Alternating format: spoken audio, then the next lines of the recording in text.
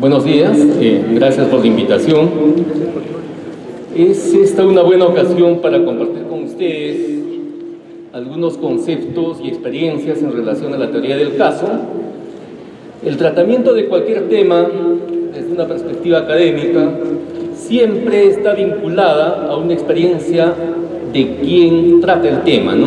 En lo personal, yo soy abogado, defensor, más o menos 25 años, y tengo en paralelo experiencia académica, tanto a nivel de pregrado.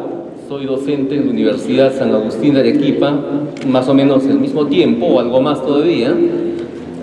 Además, docente en la Academia de la Magistratura. Y bueno, combinamos en todo momento tanto los aspectos académicos como los aspectos prácticos, de tal manera que el enfoque que le vamos a dar al tema de teoría del caso pretende combinar ambos aspectos, ¿no? No es una exposición solamente académica, sino se nutre en mucho pues, de la experiencia en materia de litigio penal. Hablar de teoría del caso nos va a conducir, como saben ustedes, a un tema algo más amplio, ¿no? Cuando hablamos de teoría del caso, lo hacemos con ocasión de ¿qué? Lo hacemos con ocasión de trabajar el tema de técnicas de litigación oral. Y el tema de técnicas de litigación oral debería concitar varias preguntas y varios análisis. El primero quizás está referido a qué se entiende por técnica y cuál es el rol de la técnica en la formación de ustedes.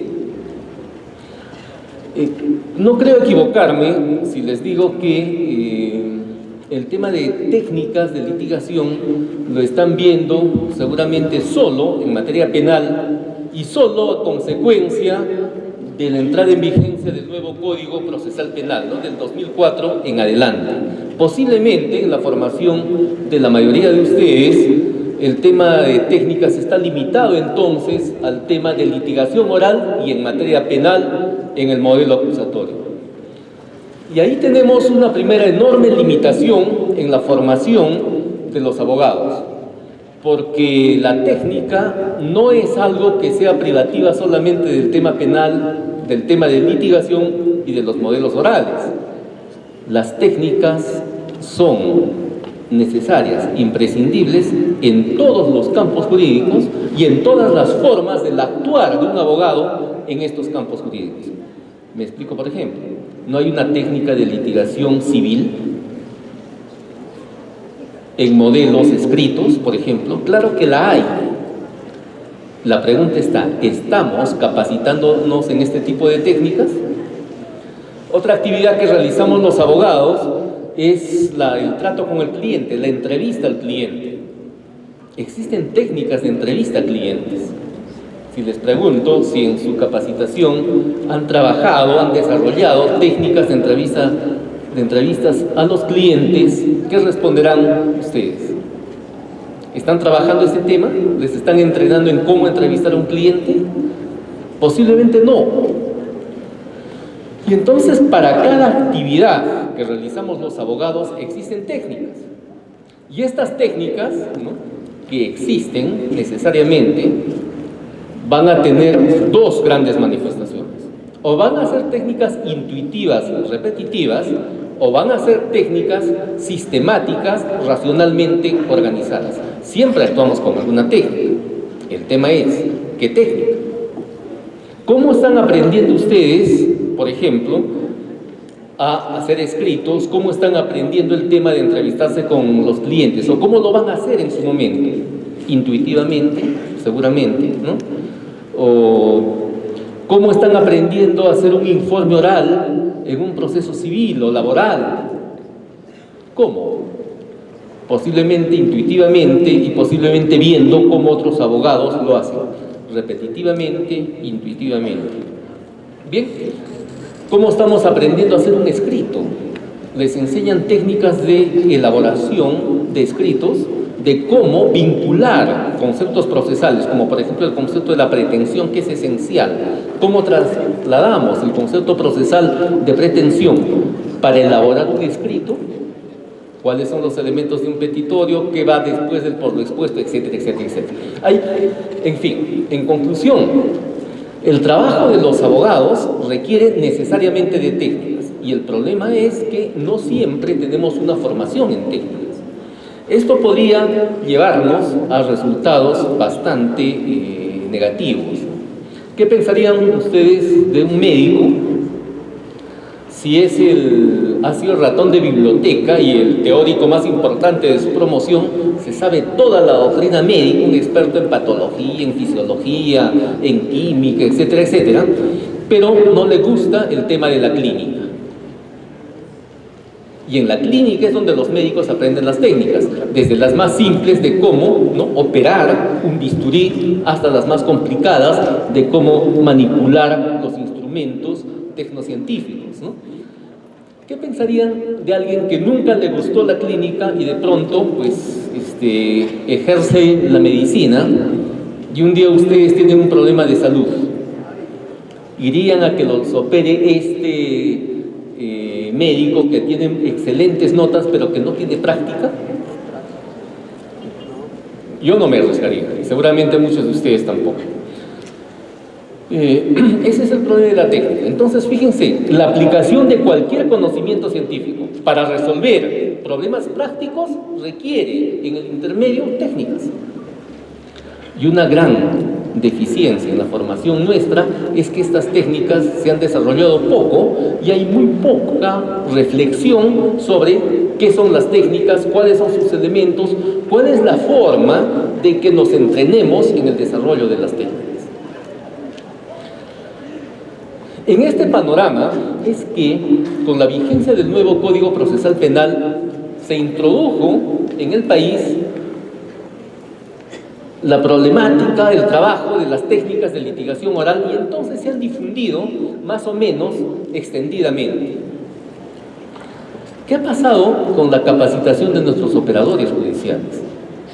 Se han capacitado en técnicas de litigación oral a los fiscales, está muy bien, a los abogados de oficio, está muy bien, pero saben también a los jueces. Y la pregunta es, ¿los jueces litigan? No. Entonces, ¿deberían dominar las técnicas de litigación? No la necesitan, deben conocerlas, claro, pero no las necesitan. Hay técnicas particulares para los jueces. ¿Cuáles son? Las técnicas de dirección judicial de las audiencias y las técnicas de resolución de casos.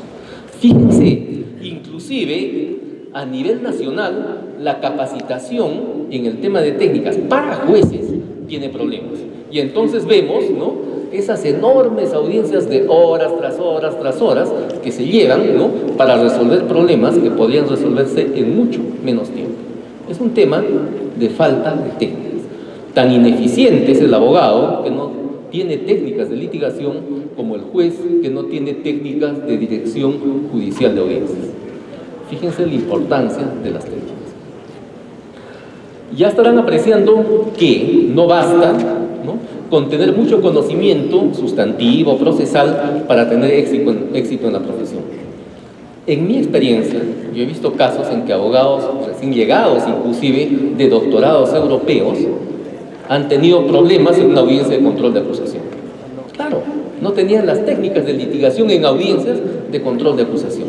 Se necesita, es imprescindible el tema de las técnicas si queremos tener éxito en nuestra práctica. ¿Y para qué están estudiando ustedes? ¿Para ser fracasados o para ser exitosos? Para ser exitosos. No tienen cómo tener éxito en el ejercicio de la profesión si no tienen técnicas adecuadas para aplicar los conocimientos que están adquiriendo. Eso es así de simple.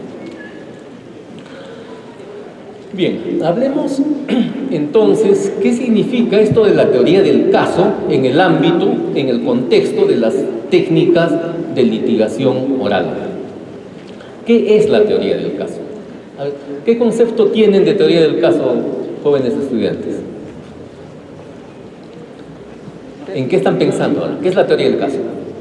Son técnicas que vas a usar en un proceso, los medios, es tu estrategia.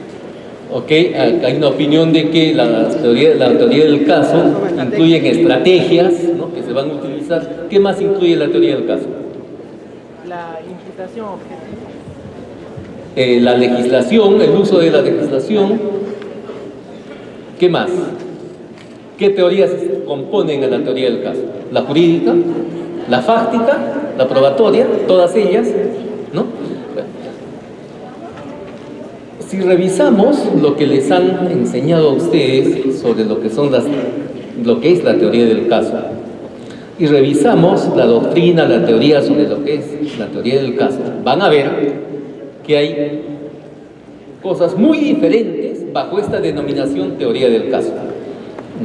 Yo trabajo en una universidad donde en la San Agustín, somos 6 profesores que trabajamos los cursos de práctica forense, y estoy seguro que los 6 profesores tenemos un enfoque distinto, ¿no?, de lo que es la teoría del caso. Y entonces la pregunta que viene es posible que pueda haber este ámbito de indeterminación, de no ponernos de acuerdo siquiera en algo tan básico como lo que es la teoría del caso. Vamos a ver qué concepciones existen en el país sobre teoría del caso, cuáles están a nivel académico, doctrinal, rondando, ¿no?, los procesos de capacitación. ¿Qué es la teoría del caso? Primera concepción, la teoría monista del caso. ¿Qué dice esta concepción que viene tomada del desarrollo norteamericano del profesor Mawad, ¿no?, sobre teoría del caso? La teoría del caso son los hechos. Son los hechos, ¿no?, presentados de manera concisa y clara. Si no puedes decir, dice Mawad, tu teoría del caso en 2 minutos, no tienes una teoría del caso, ¿no? Es decir, los hechos que vas a sostener, ¿no?, en defensa de tu posición, expresados de manera clara, concisa. Estos hechos, dice Mawad, deben ser consistentes con cómo piensa el jurado, de tal manera que lo que le digas tenga posibilidad de ser aceptado por un jurado. Esa es la teoría del caso para esta primera concepción monista. Una segunda concepción es una concepción tridimensional. Dice, la teoría del caso tiene 3 componentes. El componente jurídico, teoría jurídica, el componente fáctico, teoría fáctica, y el componente probatorio, teoría probatoria. Y entonces, en este marco, se nos enseña la teoría del caso en unos cuadritos. En la primera columna vas a poner la teoría jurídica, ¿no es cierto?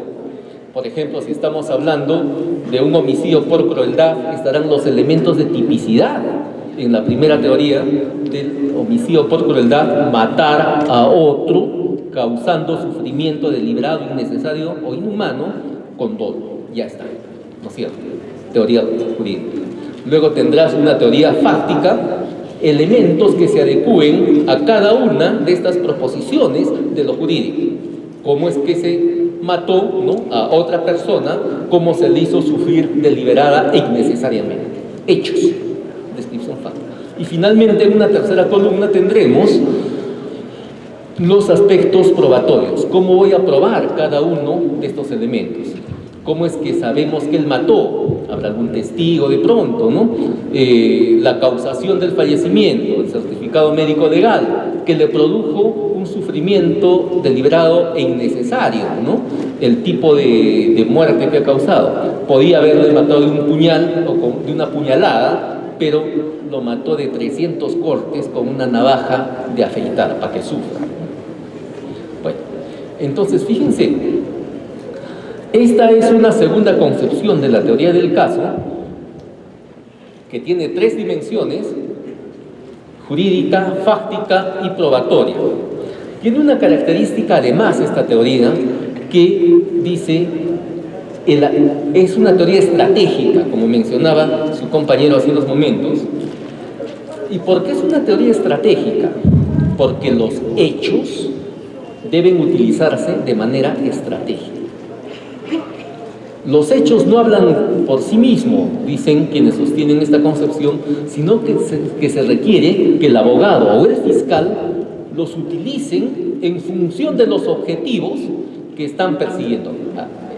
A eso va el tema estratégico, ¿no? El estratégico tiene que ver con el trabajo en función de objetivos. Bien, entonces, sintetizando, esta segunda posición es una teoría de 3 dimensiones, jurídica, fáctica y probatoria, donde el aspecto estratégico está limitado al aspecto fáctico, a los hechos, al manejo de los hechos y a su prueba, digámoslo así.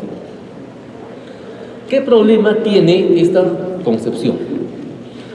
Tiene el problema de su origen, ¿no? El problema de su origen es que en Latinoamérica ha ingresado y se ha extendido ampliamente, es la teoría dominante en América Latina, de la mano de 2 profesores chilenos, ¿no? Beitelman y Duch.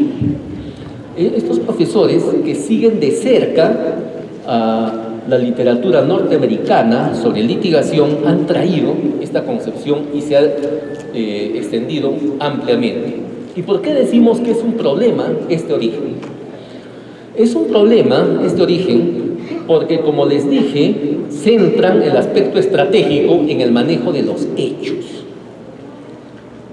Eso tiene una lógica para un sistema angloamericano, para un sistema con jurados, en que lo más importante de un defensor frente a un jurado es convencerlo, persuadirlo de que tenemos razón en relación a los hechos, culpabilidad o inocencia, ¿no es cierto?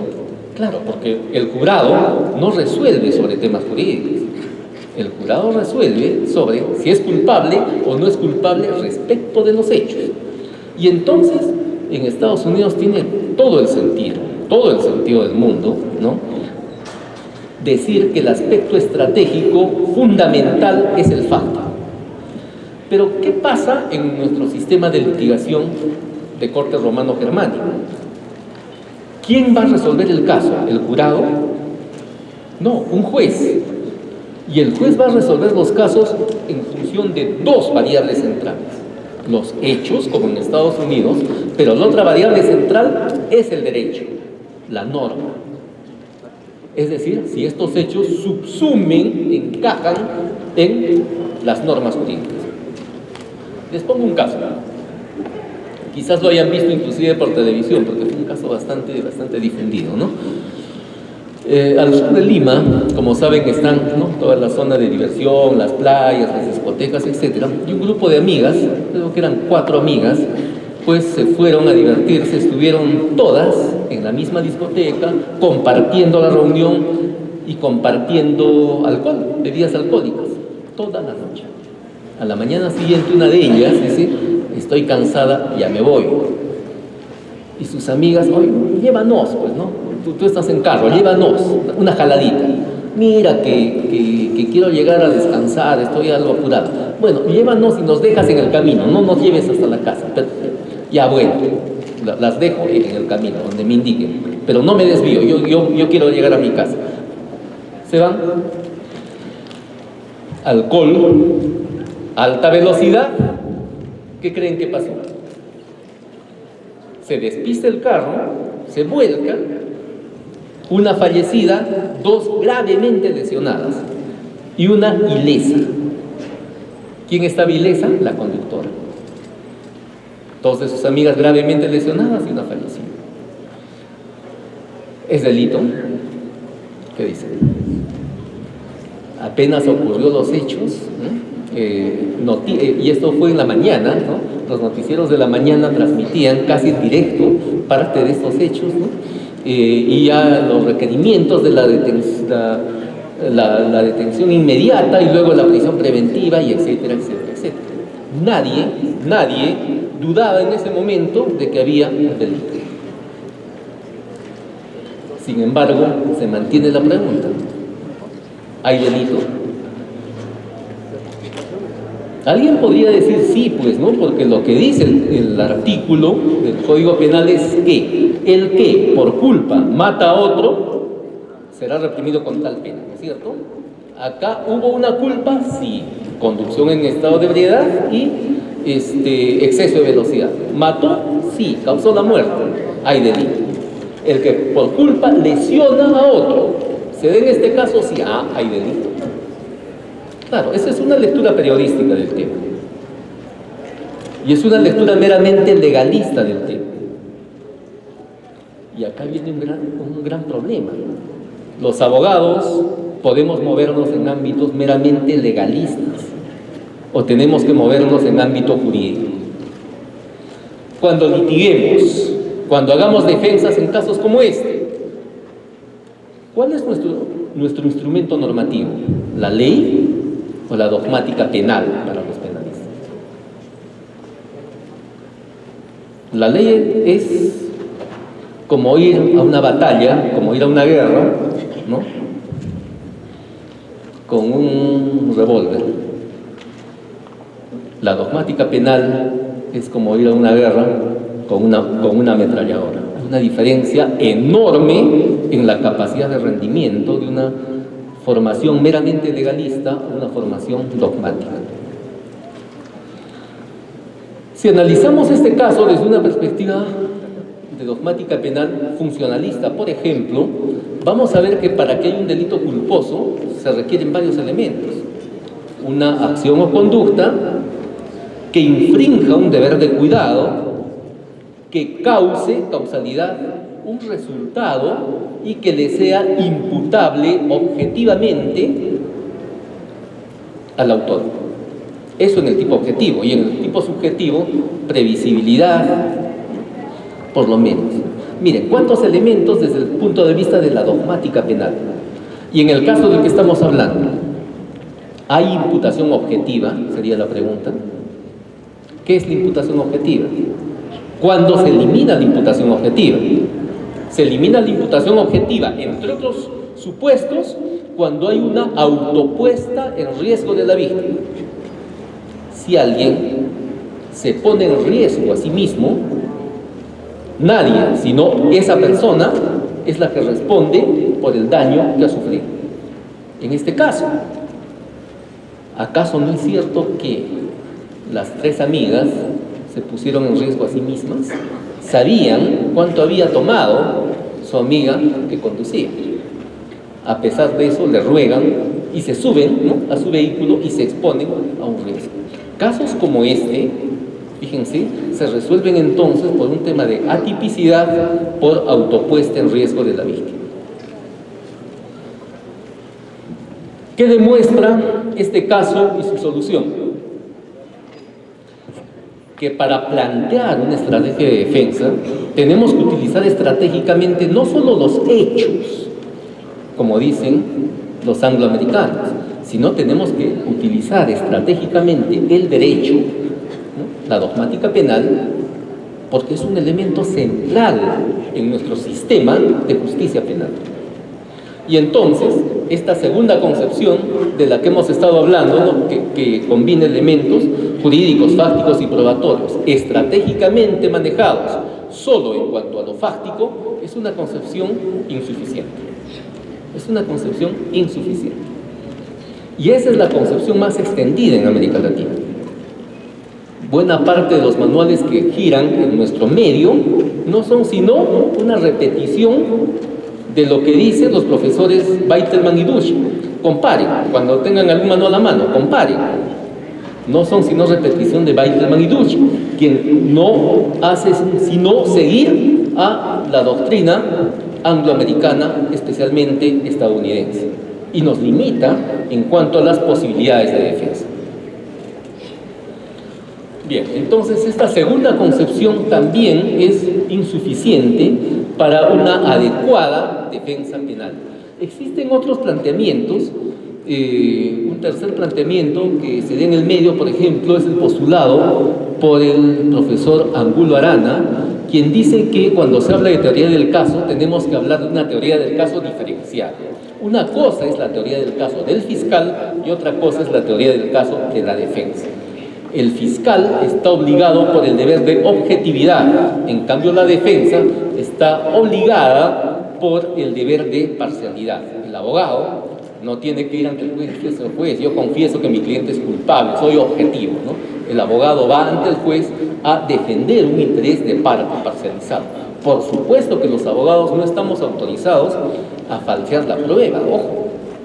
contra lo que muchos podrían a veces plantear y contra lo que muchos podrían hacer en la práctica. Los abogados no podemos, no debemos, es más, delinquimos si intervenimos en la falsificación de la prueba.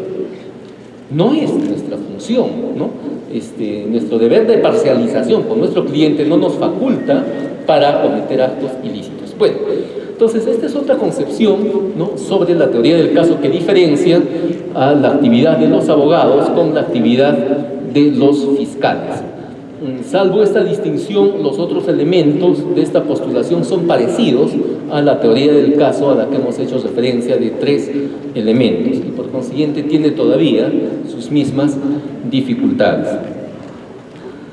Yo diría que esas son las principales y más difundidas teorías del caso en nuestro medio, ¿no? Hay algunas otras menos difundidas, como por ejemplo la postulada por el profesor César Higa, quien destaca algunos elementos importantes adicionales a lo que estamos diciendo. Básicamente, que creo que es importante su planteamiento. César Higa dice que al diseñar una estrategia de defensa, porque él entiende que la teoría del caso es estrategia de defensa, hay que tener en cuenta también, dice, los factores no racionales. Entonces destaca 2 elementos: estrategia y factores no racionales. Creo que ese planteamiento es fundamental y lo vamos a volver a referir en algunos momentos. Bien, entonces, además de esto, ¿qué encontramos sobre la teoría del caso? Encontramos que se confunde lo que es la teoría del caso con los alegatos de apertura, ¿no es cierto? Y los que están haciendo prácticas o asisten a audiencias habrán escuchado alguna vez que, empezando el juicio oral, el juez le dice: señor abogado, exponga su teoría del caso. Bueno, están confundiendo lo que es una teoría del caso con lo que son los alegatos de apertura. Son cosas totalmente diferentes. Adelanto el concepto. La teoría del caso no es sino un plan estratégico del abogado. Es como el plan de guerra del general. Y ningún general, salvo que sea muy tonto, ¿no?, muestra su plan de guerra, ¿no es cierto? El plan de guerra está bajo 7 llaves. Esa es la teoría del caso para el abogado. No es de esto que tiene bajo 7 llaves el general o el abogado, ¿no?, expondrá en el alegato de clausura lo que considera develable de su planteamiento. No tiene sentido pedirle a alguien que exponga su plan estratégico de defensa, sus teorías del caso. Bueno, entonces ahí hay una confusión, ¿no?, entre lo que es la teoría del caso y lo que es el alegato de apertura. Esta confusión inclusive se ha filtrado en los códigos de algunos países. Si ven al Código Penal colombiano, van a ver que ahí habla de la teoría del caso en relación a lo que es el alegato de apertura. Otro código del Estado mexicano de Durango incurre en la misma confusión. Y un tercer código del Estado de Quintana Roo, igual de México, también inclusive define dentro de su articulado lo que es la teoría del caso, ¿no?, en el sentido que estamos refiriendo. Bien, entonces este es básicamente un panorama de lo que hay, de lo que se trabaja en relación a la teoría del caso. Vamos en esta última parte de nuestra intervención a decirles qué es lo que consideramos que debe ser una teoría del caso. Adelante. No hay nada más parecido a la actividad de la defensa penal que la actividad bélica. Cuando uno va a afrontar un juicio, va a entrar en un escenario hostil, ¿no?, donde tiene que enfrentar a un fiscal, donde tenemos a un juez que dirige y que en lo posible pues se mantiene en un rol de neutralidad, pero tenemos pues al frente un contendiente muy fuerte que es el Ministerio Público. Y entonces nosotros tenemos que tener un plan estratégico. Fíjense, doctores, para cualquier actividad que uno haga en la vida, de cierta relevancia, ¿no?, de pronto, para el planeamiento de su futuro como estudiantes, luego, ¿qué vamos a hacer cuando acabemos de estudiar? Un curso de especialización, la línea profesional, una maestría en la línea académica, Lo estudio en Perú, en qué universidad, qué me posibilita cada universidad, etcétera, etcétera. ¿Qué estoy haciendo? Un plan estratégico. Cualquier negocio mediano que se arme supone, ¿no?, un proceso de planificación, un plan estratégico. En otras palabras, cualquier actividad trascendente, relevante, supone elaborar un plan estratégico. ¿Y qué pasa entonces con los abogados, los penalistas sobre todo, que tenemos en nuestras manos la inocencia o culpabilidad, la libertad o la prisión, ¿no?, para nuestros defendidos? ¿No deberíamos elaborar un plan estratégico para nuestra actuación? Por supuesto que sí. Y ese plan estratégico es la teoría del caso. Entonces, la teoría del caso tiene que tener todos los elementos de un plan estratégico. Tiene que tener objetivos estratégicos. ¿Qué objetivos posibles puedo tener frente a un juicio? Obtener una sentencia absolutoria, de pronto. El segundo objetivo puede ser, sé que no voy a poder ganar el caso en cuanto a la declaración de inocencia, entonces obtener una pena menos gravosa para mi cliente. Un tercer objetivo puede ser de negociación.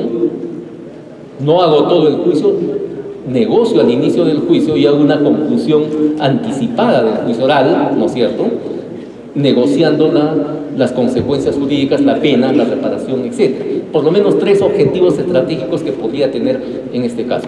Si tengo un objetivo de litigación, entonces tendré que tener luego, ¿no?, una evaluación de qué recursos tengo para conseguir una sentencia absolutoria, ¿no? Evaluar mis recursos, evaluar mis medios, evaluar mi contexto, etcétera, etcétera. Y entonces, cuando hablamos de recursos, de insumos con los cuales voy a alcanzar mi objetivo, creo que por lo menos tenemos que evaluar 5 aspectos, 5 insumos para planificar. El primero son los hechos, ¿no es cierto? Tengo que tener una posición sobre los hechos. Tengo que saber qué hechos voy a sustentar en el juicio. El segundo elemento es el jurídico. ¿Qué teoría jurídica voy a seguir? Ojo, no qué teoría legal, como hemos visto en el caso del accidente de estas señoritas. No qué teoría legal, qué teoría jurídica voy a asumir. Es decir, qué concepción, ¿no es cierto?, de tipicidad y de la dogmática penal voy a manejar. Un funcionalismo sistémico, un funcionalismo moderado, una dogmática crítica reductora, un finalismo, no lo sé. Pero tenemos que tomar una opción a seguir. Parte esencial del plan estratégico. Luego tendremos que tener una teoría sobre la prueba. ¿Qué estrategia probatoria voy a seguir? ¿Prueba directa o prueba indiciaria o mixta? Y si tengo la estrategia que generalmente pues es la más usual de la prueba indiciaria, ¿qué hechos indiciarios tengo? ¿Cómo voy a acreditar a cada uno de esos hechos? ¿Tengo pluralidad de hechos indiciarios? ¿Todos son concomitantes, convergentes, no contradictorios? Hay que evaluar eso. De este conjunto de hechos que tengo, ¿qué se deduce? ¿A través de qué regla de la experiencia? Etcétera, etcétera. Tengo que tener entonces una planificación de mi actuación probatoria y no ir a ver qué pasa en el juicio y preparar apenas unos días antes del juicio. Planificar estratégicamente un juicio es un asunto muy, muy serio. Bien, entonces ya decimos, tenemos que tener teoría jurídica, teoría fáctica, teoría probatoria, pero eso no es suficiente. Hay un elemento central en este tema y es lo que denomino la teoría contextual. ¿A qué se refiere la teoría contextual? Quienes tienen ya alguna experiencia con los sistemas de administración de justicia real, es decir, con lo que pasa en las cortes, saben que frente al mismo hecho, el juez del primer juzgado resuelve de esta manera y el del segundo juzgado puede resolver de esta otra y el del tercer juzgado de otra forma. En el tema de prescripción pasa, por ejemplo, estas cosas, ¿no? En muchos casos pasa esto. Si no sé cómo piensa el juez ante quien voy a litigar, de pronto voy a sostener una posición que de antemano él uniformemente no la sigue. ¿Cómo voy a ir a litigar si no sé cómo piensa el juez? ¿Cuáles son sus posiciones jurídicas o cuáles son sus posiciones de valoración probatoria? Es responsable afrontar un juicio en esas condiciones? Claro que no, claro que no. Hay jueces que tienen preferencia dogmática penal del reduccionismo zafaroniano, por ejemplo, que siguen cercanamente a Zaffaroni. Yo conozco algunos de ellos. No tendría ningún sentido, ¿no?, que vaya a hacer una defensa sustentándome en la posición de Günther Jacobs, ¿no? Este abogado que está hablando, ¿no? Günther Jacobs es una concepción sistémica de defensa social, etcétera, muy diferente de una posición zaffaroniana de defensa del individuo y de contención del Estado. Miren la enorme diferencia. En la concepción de Zaffaroni, de lo que trata el derecho penal es de contener al poder punitivo del Estado, no de luchar contra la delincuencia. Ojo, contener el poder punitivo del Estado. Hay que contener a los fiscales, hay que contener a los jueces arbitrarios, etcétera, etcétera. Esa es la concepción zaffaroniana. Si un juez piensa así, tengo que defender bajo este parámetro. No puedo ir a ampararme en Günther Jacobs, que tiene una concepción de defensa sistémica, básicamente, o al revés, ¿no es cierto? O al revés. Tenemos que conocer entonces en qué terreno nos movemos. La teoría contextual, este cuarto elemento del contexto, tiene que ver entonces, de un lado, con las preferencias del juez, sus opciones sobre los hechos, sobre la norma, pero también tiene que ver con una serie de elementos que juegan de manera no racional. Hay un dato súper interesante que está documentado por un premio Nobel, ¿okay? Estamos hablando de Daniel Kahneman, que documenta un caso muy interesante de lo que sucede en la aplicación judicial. Se hace un estudio a cómo jueces israelíes resuelven los pedidos de libertades provisionales. Por mucho tiempo se hace el seguimiento a varios tribunales. ¿Y saben qué se establece? Que una vez que empieza la jornada de trabajo, las audiencias, los jueces llegan frescos, recién desayunados, y entonces empiezan a resolver los casos y conceden libertades provisionales. Conforme pasa el día, se van cansando, a la hora y media, 2 horas, están cansados, ya llega la hora del refrigerio, y conforme pasan las horas y aumenta el cansancio, disminuyen las libertades. Ya casi cerca a la hora del refrigerio, casi se neutralizan, casi desaparecen las libertades. Salen, toman su refrigerio, vuelven contentos a la audiencia, frescos, y nuevamente conceden las libertades en una cantidad importante. Y conforme se acerca la hora de almuerzo, empieza a disminuir estas. El mismo patrón se repite una, otra y otra vez. Está documentada esta investigación, recogida por un premio Nobel de Economía, Daniel Kahneman. ¿De qué estamos hablando entonces? De que el sistema de toma de decisiones de las personas no solo incluyen las decisiones racionales, lo que pensamos y meditamos, porque obviamente estos jueces nunca han pensado, no se les ha cruzado por la cabeza la idea de que como tengo hambre no doy libertades, ¿no es cierto? No, aunque así ha funcionado en la realidad. Conocer entonces los sistemas de toma de decisiones de las personas es fundamental para un abogado. Un abogado que no sabe cómo las personas toman decisiones va a tener muchas dificultades para convencer a un juez para que decida un caso a su favor. Este es otro elemento entonces contextual o del contexto. Bien, a mí no me queda duda de que entonces una planificación tiene que tener elementos jurídicos, fácticos, probatorios, pero también contextuales. Y hay muchos elementos contextuales. Me he referido a un par de ellos. Hay muchos elementos contextuales. ¿Qué más debería tener un proceso de planificación estratégica del litigio? Una teoría persuasiva.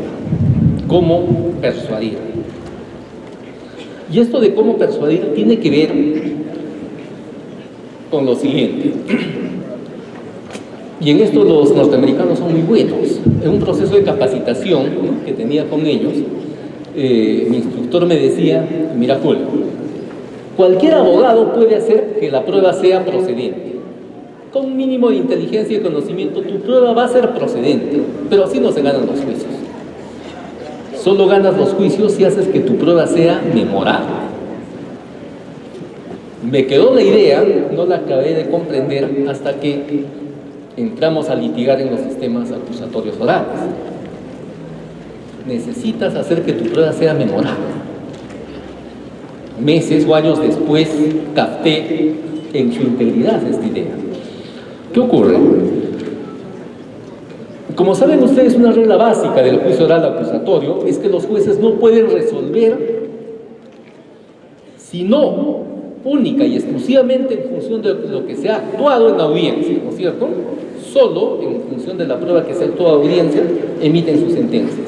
Lo que no se actuó en juicio oral en audiencia no existe. Así. Esa es la regla normativa. Pero imaginemos lo que pasa en la realidad. Pensemos en un caso de mediana complejidad, 8 testigos. ¿Ok? El abogado que lleva al testigo no le hace una pregunta, le hace 50 en promedio. 5 por 8, 400 preguntas y respuestas. ¿Qué más? ¿Cómo se realizan las audiencias en realidad? El día lunes empieza la audiencia a las 8 de la mañana y según agenda del juzgado tienen hasta las 9:30 en que se suspende la audiencia para ser continuada la próxima semana, el día miércoles a las 12, de 12 a 1. Díganme, este juez que escuchó un testigo el día lunes, ¿se acordará algo para la siguiente semana de lo que dijo el testigo? ¿Creen? Claro que no se acuerdan. Porque entre esa audiencia y la otra han mediado seguramente decenas de audiencias, decenas de testigos, decenas de peritos, y entonces la capacidad de recuerdo es mínima. Y así sucesivamente, hasta que llegue el momento de fallar, de decir el caso. ¿En base a qué deciden los jueces? En la realidad. ¿En base a lo que se actuó en la audiencia o en base a sus recuerdos? Esa es la idea central. ¿En base a qué deciden los jueces? ¿En base a lo que se actuó en la audiencia o en base a sus recuerdos? En base a sus recuerdos. Y entonces entendí la idea de mi instructor norteamericano. Julio, cualquier abogado hace que la prueba sea procedente. Un buen abogado hace que la prueba sea memorable. Las técnicas de persuasión apuntan entonces a hacer memorable la prueba. Aquel abogado que le hace 50 preguntas a su testigo no tiene idea de lo que está haciendo. Así, no tiene idea de lo que está haciendo. Cree que está litigando, cree que está defendiendo. No tiene idea de lo que está haciendo, salvo que sea un caso muy complejo. En general, no tiene idea de lo que está haciendo. Necesita tener persuasividad. Aquel abogado que hace un alegato de 2, 3, 4 horas no tiene idea de lo que está haciendo. Un buen alegato, 20 minutos, quizás 25, en un caso complejo, quizás media hora. La capacidad de captar ideas. Lo demás no tiene mucho sentido. Así es que yo voy a aplicar esta concepción entonces también a mi ponencia y acá la concluyo. Muchas gracias.